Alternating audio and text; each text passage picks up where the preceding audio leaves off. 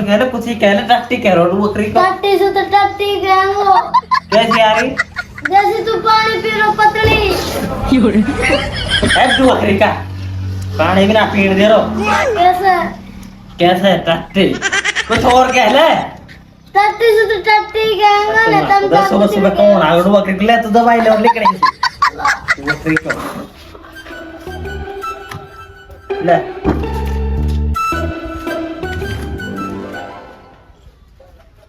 ले अभी खा ले आई है रुक जाएगी ना अरे अभी रुक जाए खा ले तू उस तरह बैठ बैठ और इंजेक्शन लगे तेरा पानी ना पीऊं पानी पानी ना पी बकरी का फिर कह दे टट्टी ले लुट इंजेक्शन लगेगा बकरी का टट्टी ऐसे रुकेगी 10 तो रुक जा छोटा सा हाथ तो ना लगे कुत्ता डांट लगे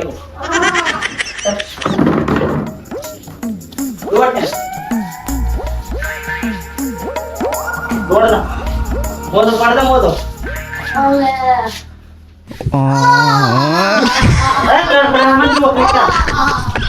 मिसल ले